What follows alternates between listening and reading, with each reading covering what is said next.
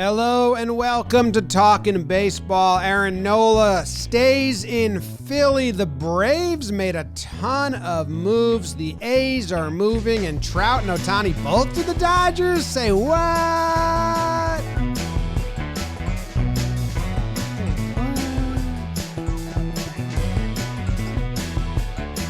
Hello and welcome to Talkin Baseball. It is our 750th episode. We thank you very much for joining us. It's brought to you by SeatGeek, and if you use code TALKIN, that's TALKIN, you will get $20 off your first purchase at a event of your choice. They got a ton of the events available on the website or the app. Very simple, very easy to use. They're not only going to tell you if the seat's good, but if the value you're getting for that seat is good or bad. So head to SeatGeek and use code TALKIN as they sponsor the show and everything we do. My name's Jimmy, sitting here with Jake. BBD's in the room and coming to you from Cali in a short sleeve hoodie, which I just found out when Trevor raised his hand. Trevor. James, Jacob, BBD, what's up? It's really windy out here in Los Angeles. Don't love the wind. It's my least favorite element. Everybody knows that about me. Hail. Hail? Yeah, you like hail? I like it more than wind. Okay. Although I wouldn't want to stand outside in a hailstorm, I would say that. All right. Okay. Okay. But it's a pool man thing, James. You know how it is. Oh, I see. Yeah, wind blows the leaves Frogs. into the pool. Yep. It's no good. I am excited to talk some ball today. We're going to hit up Nola and talk about the contract there, maybe some A's stuff. Little off-season ep, and Jake looks like he works the ski lift at like a third-rate snow mountain. I think he looks like the guy who's like by the fireplace at the lodge telling stories about, the slopes, but he hasn't gone up the slopes in like a decade. I don't ski. I just love the mountain. Trevor, James Davis, let me be the first to wish you a happy Thanksgiving. Thanksgiving week is here. Can you believe it? Can you believe it? I had a pretty good weekend. I was chilling with my guy, Bronny, and, oh, no, that was you. I went to an event called Cheesegiving, which, the thought of it was kind of fun and American. What? Like, yeah, everyone brings a different cheese type Just dish. fart on each other all night. Well, there was Lactaid there, which I was like, oh, that's funny. Yeah, take some Lactaid. But that prevents the cheese from coming out of you. I threw up all over myself. I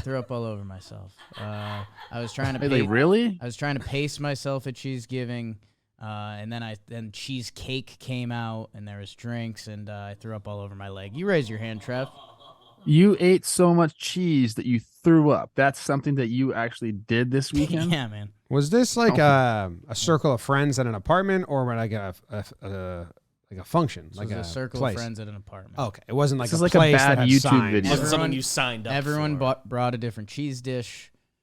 And yeah, I don't know. It started off tasteful, and it just didn't end that way. So it's probably my last Cheesegiving. Cheesegiving sounds like such a bad idea right from the rip. But it was one of those, I thought there'd be some irony to it, that it would like work out in the end. Like, oh yeah, I had a little bit of cheese. I had some drinks. I had a good time. Had way too much cheese. The cheesecake really put me in a bad spot because that's one of my weaknesses. So, I came out the next day feeling good, lost a pound. So overall, I'm pretty well. Not bad. Yeah. I was taking a recovery nap when Aaron Nola signed from the Cheesegiving puke. Yeah, Aaron Nolan signed with the Phillies. Who's that? He went back. I believe last episode I kind of just asked you, like, you think he goes back to Philly? Because it made sense to me. Like, let's get the band back together, keep them going.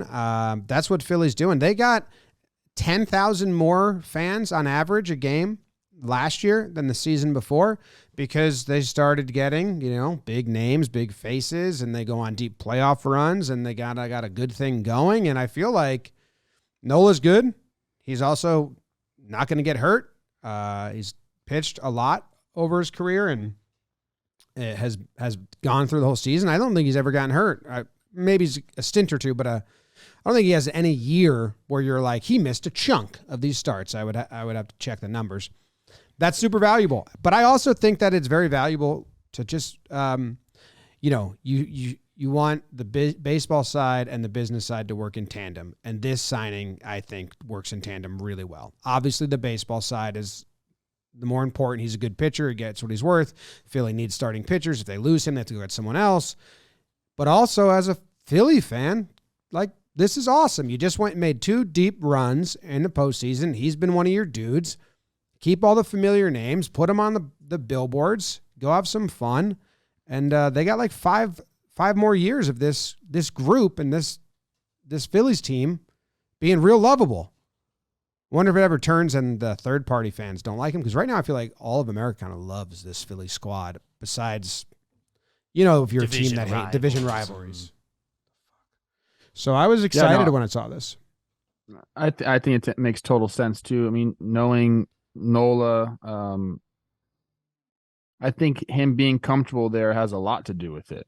He's had success in Philadelphia. He's understands, what spring training is like, what the city is like. He's just comfortable there. And the recent success that they've had as an organization obviously helps that out as well. If he was somewhere where he was comfortable, but they weren't winning and they didn't have a bright future ahead of him, I don't think he stays there. But everything, like you said, James, kind of lines up here. Like, they've been playing great baseball. They have locked up. I think he's the 6th guy they have locked up with a massive contract. So they have that core that you're talking about. And I've said it on this show many times. It's just a good clubhouse, like a bunch of guys that really get along together, that, have fun playing together on the field and off the field. Like, they're all just good buddies. So I was reading an article about it, talking about like where Nola could eventually stand, with like Philly's all-time great pitchers. And he got started young enough. Like, I think he got to the big leagues 22, where you start putting up these numbers. Like, he's going to be, like a top 5 Philly starting pitcher in most meaningful categories, like by the end of his career, if he stays healthy and continues on this pace. So I think there's something to do with that too. Like, all just kind of made sense. I think most people, when they talked about Aaron Nola, where is he going to go in free agency, I think most people said, it just makes sense he goes back to Philadelphia. And in this instance, it worked out. So I totally agree with you. I think that them and the Braves and, these teams that have been locking up their players, I mean, even the Padres, it makes it easier for fans to get into the product because the product. Beautiful, boys. Yeah. I mean, not much to add. It feels like, I think if you had to go deep, just trying to flush out any thought process on there, the only thing negative you can go is that two of Nola's last 3 years haven't been great. He's had an ERA plus under 100 in 21 and 23. That, he has thrown a lot of innings, and if you want to do the, hey, maybe at the end of those 7 years it's not great, who cares? If you're the Phillies and you're a Philadelphia fan, you could start the season tomorrow. Here's a lot of teams, this guy's a free agent now. Who are they going to plug and play here? I'll just do this real quick. Schwarber, Turner, Harper, Castellanos, Bohm, Stott, Realmuto, Marsh, Johan Rojas. They're all there. The rotation is currently Wheeler, Nola, Suarez, Taijuan Walker, and Christopher Sanchez. Okay? In the back end, Alvarado, Soto, Hoffman, Sir Anthony Dominguez, Strom. Like, they could roll the ball out there tomorrow, and the Phillies would be fine. I'm not going to sleep on Dombrowski. Supposedly they're entering the Yamamoto game, because why not? It's a great time to be a Philly fan. And I think the thing that ended up being the best move here is kind of playing defense against the Braves. I think, like we said with Nola, his free agency could have brought him anywhere. He's a guy that you can pencil in for 180 innings. There's really not a lot of those guys in Major League Baseball. It felt like the value was going to be okay for what I was saying. Like, his free agent year wasn't necessarily his prettiest season, although he did show up in the postseason, and he still has the arm talent to go with it. For me, him not ending up on the Braves, that would have been not a seismic shift, but kind of the gut punch the Braves are looking for the Phillies. Because let's be honest, the Phillies, and we've done the regular season with them and the Braves before, Phillies are a game away going, it's the best team in the National League, the Diamondbacks, from being back-to-back World Series teams. And they have everyone there. It's a beautiful thing. So I think this was a bigger shot for every other team and fan base's free agency that's not getting a guy that they can say, wow, we're going to get 180, 200 innings of this dude. Yeah, when he comes off, the rest of the market looks different, like in a really weird way. Because I was like, there's the 5 top guys, and then Nola comes on like, oh, I don't know.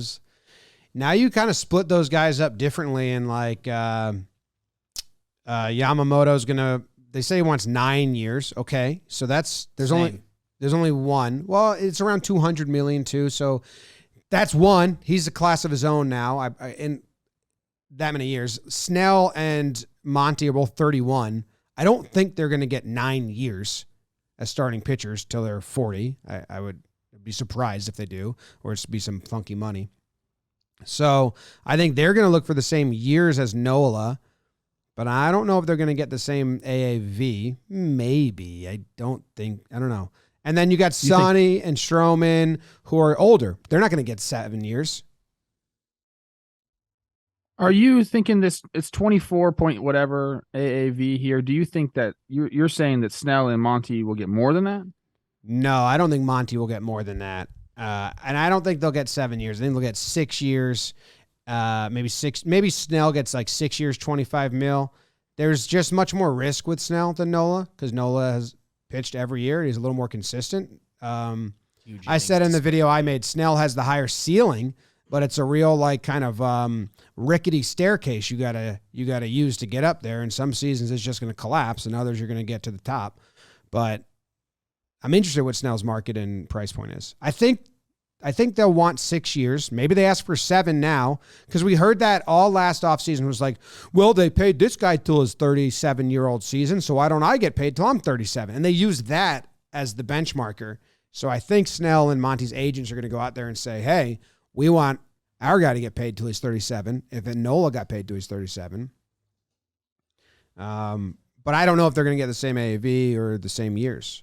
So I don't. Do you think so? Do you think Snell's going to get a very similar deal here? I think Snell gets higher AAV. I think Nola probably could have gotten a higher AAV, and I think there are some reports that maybe there was more money out there for him. I think Snell gets around 30. And Longo, our guy that's always in our social media, he was mad at me for saying that. He's saying that the going rate for a Cy Young is more than $30 million a year. But well, do you think it's more condensed then, like 5 years, 30? Yeah, I think he gets like 6/180. That's what me and C Rose came up with on baseball today. 6/180 seems like it's kind of makes sense. It could be more, dude. I honestly, you kind of never know if the. I don't want to say this, but if the teams are talking about what they want to pay for starting pitchers, that's what they're going to pay for starting pitchers. It's just kind of how it shapes up. But yeah, I see Snell going a little higher in AAV. Monty could. I think there might be a lot of similar deals. Doesn't it always end up that way? Like when you have 3 or 4 starting pitchers and they all kind of are in the same tier, they all usually get right around like the same contract, which is always interesting to me. But I do think Snell will break that a little bit. I'll say 6/180 for Snell. Yeah, I mean, we've done the Snell conversation before, but he just won the Cy Young, and it's his second. Like it's not like it's a fluke season necessarily. The 2 Cy Young seasons do stand out than his other years, but the other years are good, and they're not like, 2022, 24 starts, 2021, 27 starts. So it's not like he's been out. Like he's gotten it, he's had nicks, and he's gonna walk the ballpark, and it's a unique pitching style. I think he's definitely gonna beat the AAV. I think it's gonna be interesting if he beats the total money, and we'll see how creative teams get with contracts and where does he want to land. Like I think we are seeing a little bit of a free agency where these guys care more about East Coast, West Coast. Like Nola in Philadelphia, there is a comfort level there. Like he's an LSU guy. He's kind of found himself at home in Philly. That I think those negotiations, from everything we heard, it sounded like the Braves and maybe a couple other teams were willing to go more. But if the Phillies were in the ballpark, he was going to go there. For Snell, I think this is great news for him. I think if Wheeler went to another team, I think that closes off an option for him. I don't know if the Phillies would have been a Snell team, But I think if you're a team like the Braves, who I don't know if they were in on Snell, why wouldn't you be? Like, if you're in on Wheeler, you have the rest of the team. Like, you can add a Cy Young guy. If you're willing to pay that for Aaron Nola, who, again, technically ERA-wise was below league average, you could bring in the Cy Young winner. I think him returning to Philly was huge for Snell because all the teams that were potentially thinking about Nola, like, could we get him? Could we add him? It's hard to ignore NL Cy Young winner, 2-time Cy Young winner, Blake Snell. I hope he breaks the bank, dude. I really do. In my mind, I'm just stuck on that 30 mil number because the guys that are getting more than him, whether it's Jacob deGrom or like the Verlanders and the Scherzers, they're all like such shorter deals. And so if Snell wants that, he could do it, but he's going to want more years. So I think it'll bring the AAV down a little bit. I hope he surpasses the 30 mark. I think there's teams that'll be able to convince themselves, like Snell. I think he has 500 less career innings than Nola. I think there's some teams that'll spin that into a positive. Yeah, what about pitches though? Because those innings don't mean anything. Yeah, I don't know. A lot of runners on base. I think Snell's going to get paid. I think the innings is crazy. I mean, you're paying for so much less time on the mound than Nola. So if it's more total money or bigger, which I could be wrong here, but if I'm choosing between the two, I mean, like, the innings are crazy.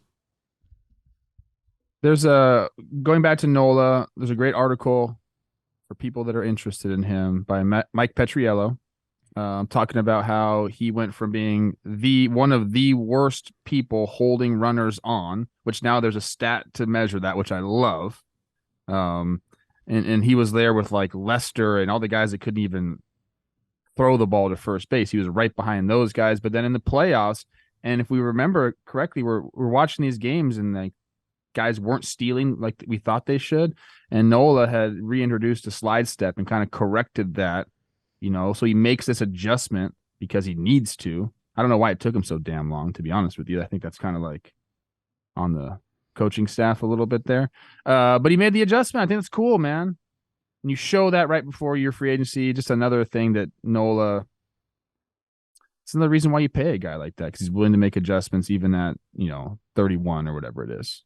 But it's a great article just to talk about the numbers and how things have all changed, because we know the stolen bases are up so much. And now it's like, you got to be, as a pitcher, you got to combat that as much as possible. And I think it's cool that we're rewarding guys, or at least seeing now who does it the best, which is cool. Yeah, the list of worst was interesting. Our guy Glasnow was on there. Come on. Be better. Syndergaard doesn't give a fuck. I think he does give a fuck. I think every pitcher should probably give a fuck about giving up an extra base. Fair. All right. Monty, you think, obviously his ceiling is kind of at the highest it's been, I think, since getting traded in this split year, but he's the next guy that might be getting a 6-year deal. I think the crowdsourced results for Fangraphs were spot on here on the AAV. He just got 7 years instead of 6 for Nola. And I think they had Monty getting a similar deal. They had him getting 5 for 105. So they had Nola 6 for 150, 5 for 105 for Monty. How much is that, AAV? 21. 21. They have Sonny and Monty at 21. They have Sonny at 3 years because he's older, and they have Monty at 5 years. Yeah. I think Monty's agent's trying to push for a 6-year, but I wonder what they value more, that or the AAV. Why not this? I would just say, give me the same deal as Nola. Well, they start there, but he's not going to get that. But he's a lefty. A big body lefty. Same age as Nola, coming off a really good year. Yankees screwed up my development. I'm dependable. Reliable. All right. Well, that's Nola. to the Phillies. Back to the Phillies. Congratulations, Philadelphia. My gosh. It's fun. I do have, look, I have, what's his name? The Fanatic right above me right now. Hate mascots, though. I do. Even you, Philly Fanatic, and Blooper, and all the rest of them. Even TC Bear, not into it. Jake and Blooper kind of have a thing. So I'll fight him with you. He doesn't deserve my fight. Wow. Hey, where do you guys want to go next? We got the Braves doing a ton of stuff. The A's moving. Some non-tender convos. Anything really exciting you out of those three? More than other things? I like the Aaron Bummer to the Braves talk. Yeah. It's good because there's some interesting numbers on Bummer's pitches that I'm very curious. I don't have the answer, so I guess I'm going to crowdsource from our people that have watched him pitch a lot. But I guess we can talk about it first before we get into that. The Braves and the White Sox made a trade. 5 players leaving Atlanta, going to Chicago. Now, a lot of them are Rule 5 eligible guys, I'm guessing, where the Braves would have had to. On the 40-man. Yeah, on the 40-man. The Braves would have had to non-tender them or DFA him at some point. Or DFA them, so they trade him instead. The one name on there is Soroka, who you're going to know him. Jared Shuster, Nicky Lopez. He was in contention to get the shortstop gig, I believe, in spring training, or at least they were saying he was, and I think he had a down year in AAA. Braden Shoemake. He was the one that was in contention for the job in spring training. Lopez they acquired midseason. Taylor Hearn trade. You're just you're one bullet pointer. I was one. Shoemake was the one. Is that how you say that name? I think so. So White Sox got a bunch of players. I mean, I don't know what they're going to do with those guys. They're on their 40-man. Soroka's interesting. I don't know if he's healthy, but fresh start. And then in exchange, they get Bummer. All-time reliever name, Aaron Bummer. Lefty arm, and everything before this season was kind of one of the more consistent lefty relievers in baseball. Things fall apart this season. The strikeouts are still there, which means the stuff's still there, which means the Braves believe in him enough to tap into him. And I'm sure they will. They're an organization that's shown that. And I think from the White Sox side, I guess it's funny. I mean, each of these guys, you can convince yourself of a lotto ticket either way. Like the Soroka thing, man, it felt like when we were originally starting Talking Baseball, episode 750, Trev, thanks. It was Soroka's Braves. Like Soroka was the young ace of the new up-and-coming Braves that is like, cool, this Canadian dude, he's mowing people down, awesome. He's been missing, more or less, some freak injuries. It's brutal. He gets a fresh start. Sometimes that's what you need. Shoemake, I don't know. Lefty hitting infielder. He just turned 26. The White Sox, in theory, turned one lefty reliever into a group of lottery tickets that if one of them can become something for them, that's a win for the White Sox. So I don't know. I guess for me, I'm more interested on the Braves kind of getting rid of all these guys and what are their next moves, because let's be honest, the White Sox next moves aren't going to be that exciting. They're picking up the phone. They're basically out there publicly saying, like, hey, we got guys. Why not? Yes. You want Robert? Want him? Moncada? Want him? Do you want him? Do you want him? Do you think they make him available? Like, is he the only guy they don't make available? They said, why not make him available? Listening on. Yeah, they were Why like, not listen? yeah. They said, hit us up. How many other guys are they going to get hit up for? Cease, yeah, that's a big one. Cease to the Dodgers was the big rumor, and that makes a lot of sense.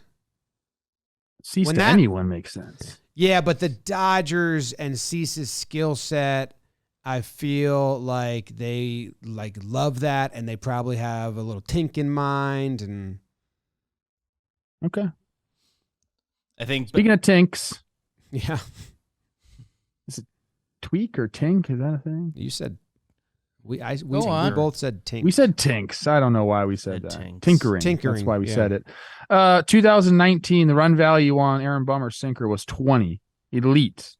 Probably the best in baseball if I had to guess. And then it's just gone from there. And he throws that pitch a lot, but I guess, and again, I didn't watch him pitch a lot this year. I didn't watch a lot of White Sox baseball unless they were playing against my Twins.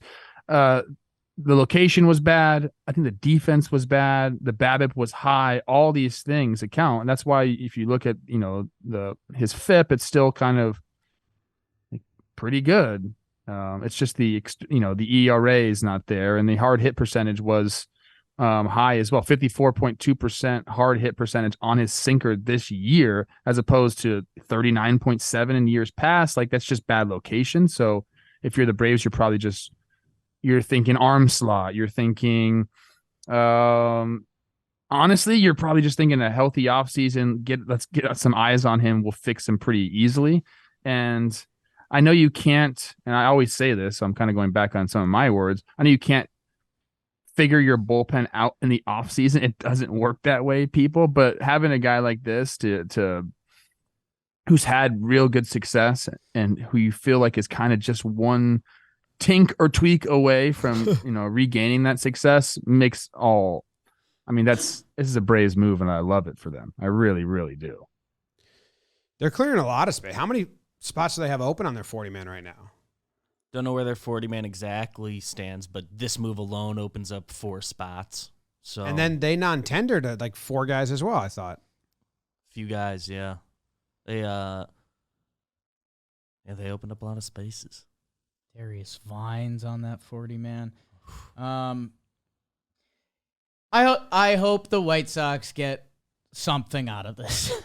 I think for them, what they're between Lopez and Shoemake, they have their Tim Anderson replacement for 2024. They're comfortable giving those 2 guys a shot. They've seen a lot of Nicky Lopez. I think they're comfortable rolling the ball out there with those 2 guys with where that team's at. Shoemake and Schuster are both former first-round picks. Same with Soroka, and his story. So I don't know. Hey, maybe that vaunted White Sox coaching staff has something they can tap into with those guys, and if they get anything out of one of them, that kind of matches the price of a lefty reliever. James, I have a question I think that you'll probably be able to answer. Okay, and I'll answer a question. 30 guys on the 40-man for the Braves. Wow. Yeah. I wonder if they have a bunch of guys they have to protect. It's over. That deadline. That's done. It's already done? Yeah. They're protected. They're basically, they're like, yo, we got our good guys. If you're not, we got so many guys that are 100% staying around that if you're not that, you're out. And we're going to, bring up some rookies and put them on the 40-man, or they're just going to have a big off season. I don't know. That's crazy. Wait, they've protected all the guys they need to protect, and they still only have 30 people on their deadline was last week. Yeah. Oh my God. That's what I kept seeing. I'm like, what's going on here? My question to you, James. Yes. Baseball Savant, I'm on Aaron Bummer's page. This year, he was 99th percentile in barrel percentage. Ooh. So he was missing barrels, right? If you're high as a pitcher in barrel percentage, you're missing the barrels, right? Yes, because red indicates he's good at that, so he's got a low barrel percentage. But he's 11th percentile, bad, in hard hit percentage. Well, you could hit a ball hard but not barrel it. Hit it into the ground. Sinker guy. Yeah. But so or like that's what I'm saying. He's a sinker guy, but they weren't hitting it hard, but they were barreling it. No, they weren't barreling it. Because I think barreling takes. He had a 2.7% barrel rate this year, which is the lowest it's ever been. The launch angle, obviously with the sinker, takes away the barrels. Yep. But they're still hitting it hard just into the ground. So the defense was poor behind him. You could say. Good. A lot of people don't like White Sox. 97 percentile ground ball percentage. It all makes sense to me now. Thank you. It's all clear in my mind. Braves, their current bench is listed as Darno, which I like that. Luke Waddle, not super familiar with. Cody Milligan, same. And Forrest Wall, who I like the name. I think you're going to see the Braves make some veteran moves. I wonder if they make a Rule 5 move. That would be kind of fun. You'd like to think they lean more veteran with how their roster's set up. Vaughn Grisham is listed as their starting left fielder. Can you give me that bench again? Luke Waddle? Luke Waddle. So he's not even on the 40-man, so like Fangraph's kind of just guessing there. Cody Milligan. Also Forrest not on. Wall. Also, He's on the 40-man. Yeah, Cody's not, though. And then... So they don't even have enough players for Fangraphs to make a 26-man bench out of. What you gonna do, Braves? I think that's interesting that you mentioned that, because if you're a veteran and you're understanding you're probably not going to get a starting role, you want a bench job somewhere. I mean, the Braves is probably one of the most appealing places to go. Like, you have a very good chance to win. Like, it's a great city. Like, everything works out. It's got to be one of the more appealing, like, veteran bench player destinations in the big leagues right now. Okay. Moose, does he want to go be on the bench for the Braves? It's so important to have good depth too. Yeah. That must be what they're thinking. Like, we're going to sign a bunch of get our depth as good as possible. And I have to imagine Vaughn Grisham in left field isn't there like a plan for that position, but maybe they're in on it. No, I know he's messed around out there. So at least one starting level position I think is open. Ohtani? Ooh. We haven't even talked about Ohtani yet. Oh, no. No need. All right, that's the Braves and the White Sox. The non-tender happened, and that's, you have to pay them what they're worth via the arbitration scale, or you can just say, nah, we're good. And a lot of players that you've heard got non-tendered. Daniel Vogelback got non-tendered. Dakota Hudson got non-tendered. Tim Hill, Austin Nola, different phone calls home from the Nola boys. Mm-hmm. Jacob Stallings got non-tendered. Rowdy Tellez got non-tendered. The biggest one that actually, I think, shifts some teams, a couple teams might all go, ooh, was Brandon Woodruff from the Brewers. He had surgery. He missed all of last year, but his ARB number was $11 million. So it's basically, I'd rather give him like $11 million over 3 years and let him rehab or come back. Is probably what teams are thinking. Even the Brewers said, we're not saying goodbye to him yet. We just weren't going to pay him 11 for 1 year when we don't even know how healthy he is. I think he was due for 15 this year. Oh, really? It says on our sheet 11.6. A few different projections out there. Either way, was a number they wanted to pay for the upcoming year where he's not going to pitch. Yes. So that's interesting. You think anyone picks him up? 1,000%. Yeah, they'd have to pick him up and then just automatically try to extend him. I guess I knew someone was going to pick him up. I guess who do you think is going to pick him up? Any teams? The Rays have. Who can wait a year? I mean, the Phillies can wait a year, right? There's a lot of teams that could wait a year that could use a pitcher in the following. I mean, I don't know. You have to have the money to do it.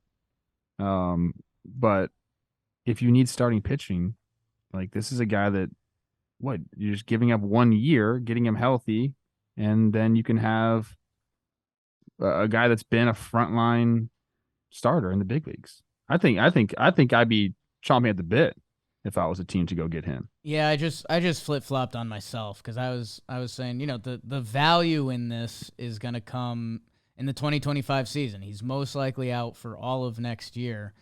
That I was going to say, if you're one of the medium market teams, I guess the teams running through my head just for examples of medium, like the Seattles or someone like that you can, you're going to get really good value in 2025. But if that's the thought process, then one of the big boys needs to do this. If you're the Boston Red Sox, like, what are you doing? I have their page up right now. It's like the Red Sox should go get him, and they should get Ohtani, and then the rotation's set in 2025. Like, go. If you're the Dodgers, who we constantly talk about, like this is a big boy move. You're going to eat it for 1 year. to have bad value on, but if you're a big team, you can handle that easily, that you're going to get incredible value on 1 year of Brandon Woodruff. That's just a no-brainer. So one of the big boys needs to clean this up.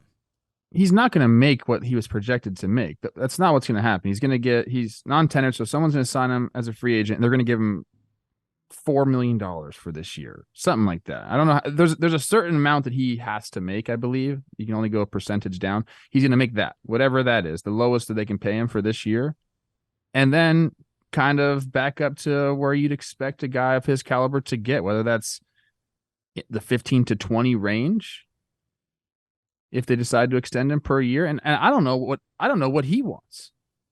Like, does he want 24 and then 25 and that's it, so he can re-enter free agency with a cleaner slate? It's going to be interesting to see what happens with him, because he has to decide as well. But I see that happening. A team saying, okay, we'll give you $5 million for this year to rehab, and then 3 more years on top of that, we'll give you 20. So you can do like a 4-year 64, something like that. That's a steal for a team. Yeah, if I'm Woodruff, I don't want that though. Yeah, I know. That's the thing, is like he has to figure out what he wants. 2-year deal for 15. I don't think he signs that. Per year or both?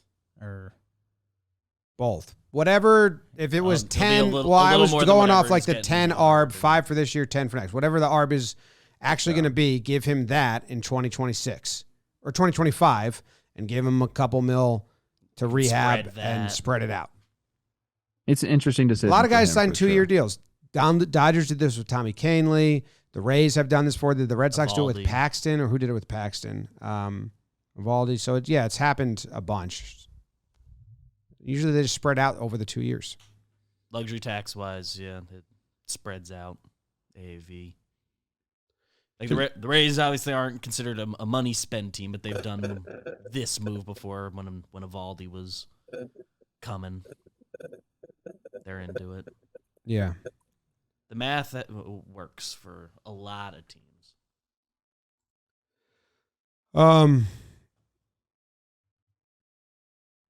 A's are gone. Someone's going to make a good bet on Brandon Woodruff. That's what I'd say, Jim. Mm-hmm. And you could be one of those people at the DraftKings Sportsbook. My God, it's time to be thankful. This Thursday, big slate. I think the Friday, I think we get our first Black Friday NFL game. And at the DraftKings Sportsbook, $150 in bonus bets are available if you bet just $5 on the NFL action. So download the DraftKings Sportsbook app now and use code Talkin, like the show. New customers can bet $5 on the NFL Thanksgiving action to score $150 instantly in bonus bets only on the DraftKings Sportsbook, an official sports betting partner of the NFL. With code Talkin, the crown is yours. Gambling problem? Call 1-800-GAMBLER in New York. Call 877-8-HOPE-NY or text HOPE-NY in West Virginia. Visit www.1800gambler.net. Please play responsibly. In Connecticut, help is available for problem gambling. Call 888-789-7777 or visit ccpg.org. On behalf of Boot Hill Casino and Resort, must be 21 or older in most eligible states, but ages vary by jurisdiction. See DraftKings.com/sportsbook for details and state-specific responsible gambling resources. Eligibility and deposit restrictions apply. Bonus bets expire 168 hours after issuance. Terms at sportsbook.draftkings.com/football terms. It is official. The A's are leaving Oakland, but it's also not even really official yet because the mayor of Oakland is like, "It's not done yet. We're going to try and save this," but then then they voted and they're moving. But what's interesting is there's a 3-year period where the A's are homeless, and we don't know where they're going to play yet.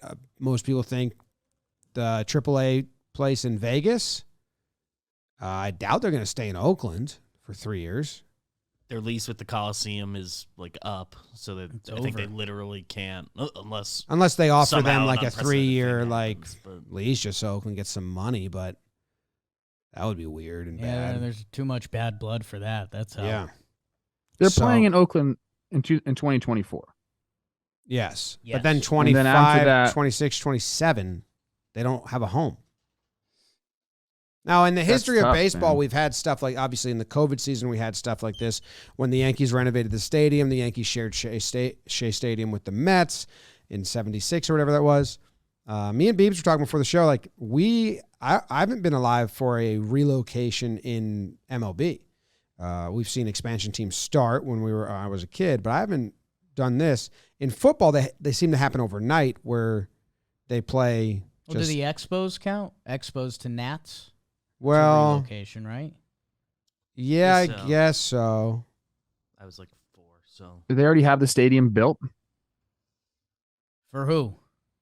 for the Nats? No, they had to They play it. They played at RFK, I think. RFK, yeah, that's right. Yeah. So Yeah. Just I guess that's a Oh, yeah. refranchising or whatever. The whole And then Zimmerman hit the first ever homer walk-off, right? your guy, Mr. Nat. Yeah, I think that's the scariest part for if you're an Oakland A's fan, which has been filled with scary parts. And you're like, hey, let's do this. I'll stick with the A's. For 3 years, we don't know where they're playing. The best option, if I'm an Oakland A's player, would be let's go to Oracle Park. That's like the biggest win you could possibly get. Like, we get to play there. It's sick. When I hear we're playing AAA games, that's tough. But I mean, I guess we saw the Blue Jays fight through that. Like you can improve the accommodations enough. But man, that's for like, I don't know. The Oakland A's were kind of proud for a while. Like Moneyball to, every 5 years we're going to have a 3-year run where we've got a lot of talent and we're good and that's kind of fun and the Vuvuzelas in the stands. To, like, this franchise essentially has no hope until 2028. Like, Trev, you're a prospect guy. How about your guy, Zach Galoff? What's he supposed to be thinking right now? It's tough. I mean, if you're a player in the organization, yeah, it's tough. The uncertainty that it's ahead of you it's brutal. I mean, thinking about these guys, because they do have like a nice young core that came up this year. Our guy Lawrence Butler is one of them. You mentioned Geloff, and there's other guys there. Like there's always a core coming, isn't there, with the A's? But for them, you get this season where fans were actively trying not to go to the games, just to say F off to the ownership. Next year, I mean, what's going to be different about next year? They're going to be playing in front of, essentially nobody. And then 3 years after that, you don't even know where you're going to play. You might be playing in a AAA stadium or sharing facilities. Like it doesn't feel like the big leagues if you're an Oakland A. And maybe it hasn't felt that way for quite some time. I don't know, man. You're not going to sign any free agents. Not that they do really anyway, but like, who's going to want to go play for your team if you're just running around like that? Like, you have to think about your family and all those things, and you're playing in two different places. It's not an ideal situation whatsoever. That's where I got even more sad, thinking, oh shit, like they're not going to care about the team until 2028. Like if they go play at a minor league stadium, they're not going to do all the stuff to try and get people out there to come watch. They might hire a marketing firm that firm tries, but like, they're not like, we got to pack the stadium. We got to make a fan experience. Like, nah, that's coming. Don't worry, that's coming. They might try to have a plan where they have like the young kids play, and then they get to like that rebuild in the first year in the real stadium. So they're just they're retooling, rebuilding along the way, but they're not set up for success really right now for that. So I was like, shit, is this just going to suck for 4 more years? It's already been the last 2 of them actively like not caring about the on-product field and having bigger things being prioritized in their brains. So that sucks. Don't you think like the best thing for them, if they're going to Vegas and then it's done, isn't the best thing just to go play in Vegas? Like, does it like go like kick your AAA team out and have them be the nomads and put your big league team up at the facility? I think that, sorry. Well, yeah, guys, be in the area that you want to be and at least develop diehard fans you can that are there. But yeah, the other thing is, should they still be the A's? I know that teams move a lot, but it's They've been the A's every other city they've been. yeah. But when was the last? That was like we're talking. It's been 50 years. Yeah. But I don't know. I feel like if you're John Fisher, like you submit a bid to just start A new. rebrand makes sense. You can hang on to the nostalgia and the history. Where have they been? They've been Philly. They've been Kansas City. Are they going to decorate the stadium in Las Vegas with like 70s A's stuff and like? Because you just killed all of that, man. Hey, I guess I haven't been to as many minor league baseball games as I'd like in the past couple years. Show guy now. This Las Vegas ballpark ain't bad. It's not bad. Like no. I'm sure the attendance, were limited, but that was already happening in Oakland. This Vegas Called? ballpark's pretty nice. I typed into Google Las Vegas AAA baseball because that's Nice. what I've got. Okay. But it's nicer than I thought. I don't know. I guess I've been out of the minor league stadium for a little bit. Like this isn't where me and Trev's New Britain Rockcats were playing. This is nice. There's a couple of nice places in the minor leagues. A few. I think that's the solution is just to get down there and set up roots as quickly as possible. Rooted in Vegas, right? Are That's the what they've always fences said. legit? That's what they've always said.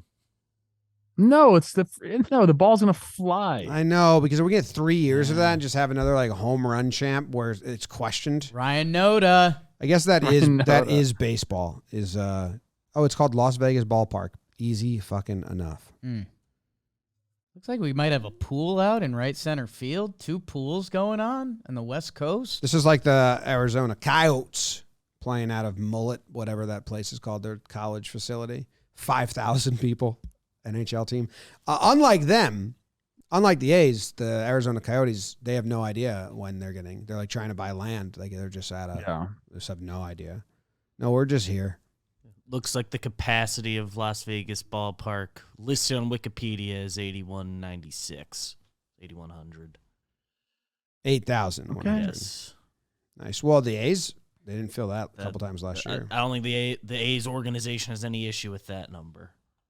All right, so that's the news on the A's. It's happening, but way slower than anyone thought it would happen.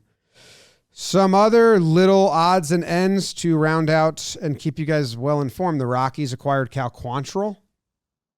Yes. Big moves for Jake's Rocks.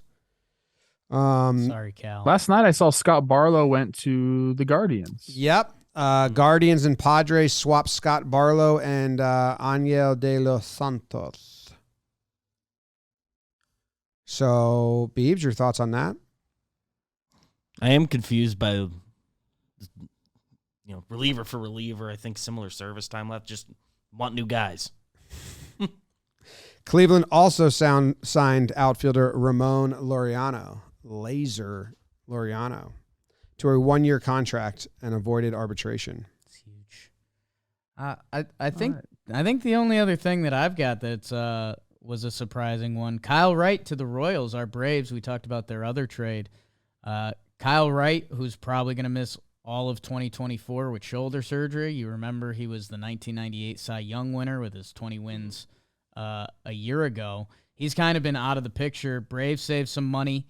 And they get back Jackson Coher, who, if you are a Royals fan, you just have to be nervous as all hell. This is a former first-round pick that had very little success with the Royals, that if the Braves want him for Kyle Wright, and I know they're saving a little money, but, they could probably use Kyle Wright in 2025.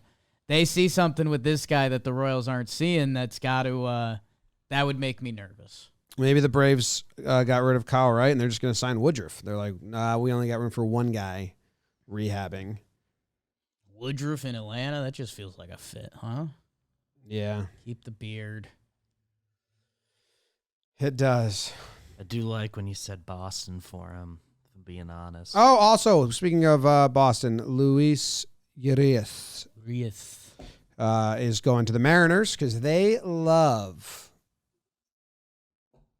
infielders on the outs. I don't know if Luis Urias is on the outs, but if you got an infielder that's going to be like, you could almost pencil in 80 OPS plus, Mariners are like, we want that guy. Mariners fans I saw on Twitter were joking about how they're just doing a whole lineup of utility guys in Julio. I mean, it's been a lot of guys like this they've gotten in the last couple of years, the Mariners. Yeah. Someone comment the list. Not to pile on the Mariners, but it seems like they're out of the Ohtani sweepstakes. Those are the rumors. Like, why are you out? I'm having a Those hard sweepstakes. How are you already out? Speaking on the Ohtani sweepstakes, I've thought I was Dodgers for the last 3 years. They aren't even having success trying to act like it's not. Now, there might be a surprise team in the works, but they did like 1 week of like, these are all the suitors. And then it was like, it's basically the Dodgers and the Cubs are trying. They can't even, they haven't even used the Yankees as bait yet because the Yankees aren't bait anymore. They don't do shit, but it's, I thought there would be a bigger flurry of like, everyone's in. It's like, oh, sounds like I think we're Dodgers. seeing Ohtani's side do a very good job of keeping it very close. That's what I think. I think they've talked to many teams, and I think they're just really, really tight about it. You saw like his MVP announcement; it was him and his dog. Like this guy is not like Bring me back the Kershaw about days. that life. Him and his 12 dudes behind him. What's your guy Nez saying? Nez Balillo.